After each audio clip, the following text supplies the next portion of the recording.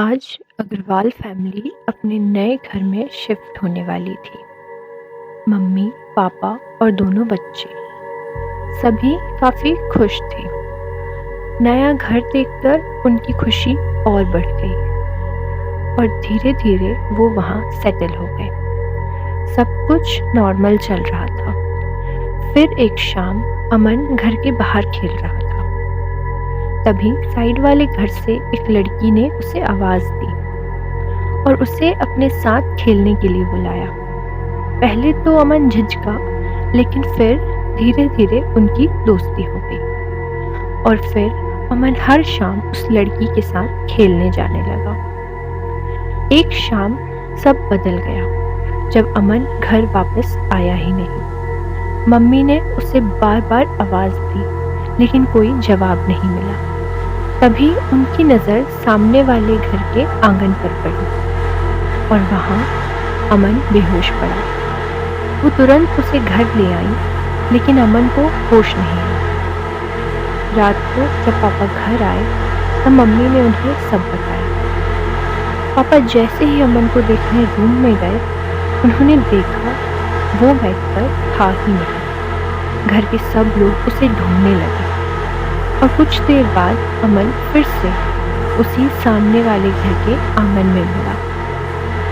इस बार वो होश में था, जैसे कुछ हुआ ही ना हो। मम्मी ने उसे डांटा और वापस घर ले आई। रात को जब सब सो गए और अगले दिन सुबह टीना ने मम्मी को बताया कि रात में अमन ने उसे परेशान किया।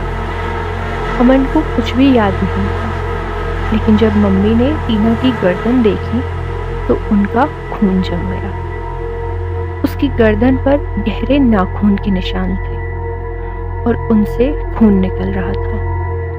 अब बात सिर्फ शरारत तक सीमित नहीं थी। इस हरकत के लिए मम्मी ने अमन को सजा दी और उसे पूरे दिन के लिए रूम में बंद कर दिया। शाम तक उन्हें अपनी सख्ती पर पछतावा होने लगा। उन्होंने दरवाज़ा खोला, लेकिन अमन अंदर था ही नहीं। अब घबराहट हद से ज़्यादा बढ़ चुकी थी। उन्होंने उसे हर जगह ढूंढा, बाथरूम, बेड के नीचे, अलमारी, लेकिन अमन कहीं नहीं मिला। मम्मी ने तुरंत पापा को कॉल किया और पापा तुरंत घर आए और उनका शक सीधे सामने वाले घर पर गया। वो तुरंत वहां पहुंचे। आंगन खाली था। तभी अंदर से अमन के चीखने की आवाज़ आई। इस बार डर ने सबको हिला दिया था। पापा ने पड़ोसियों को बुलाया और सब मिलकर उस बंद घर का दरवाज़ा तोड़कर अंदर घुस गए और जो उन्होंने देखा उसने सब कुछ बदल दिया।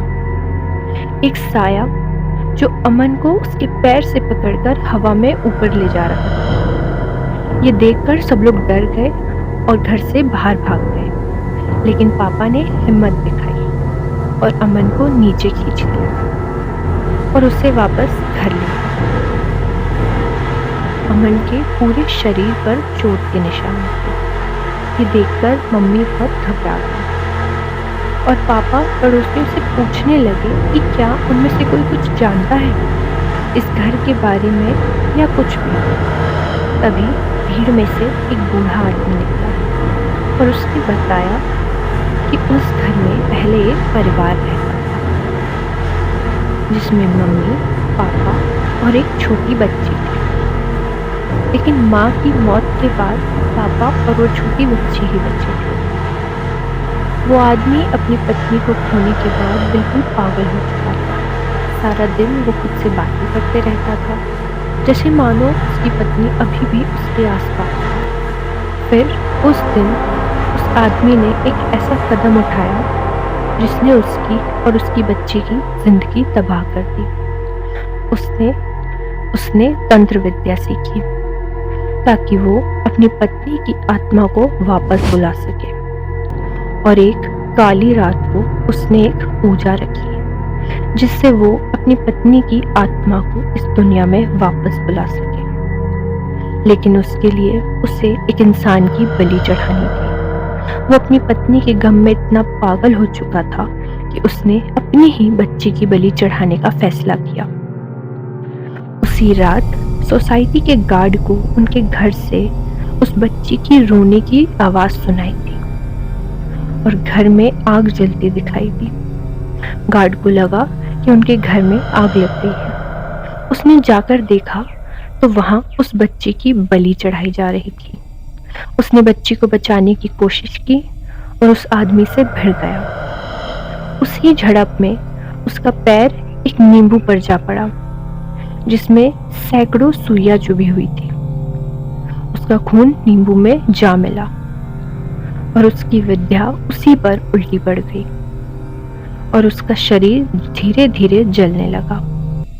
वो आदमी दर्द में चीख रहा था और उसी वक्त गार्ड ने बच्ची को लेकर वहां से जाने का फैसला किया।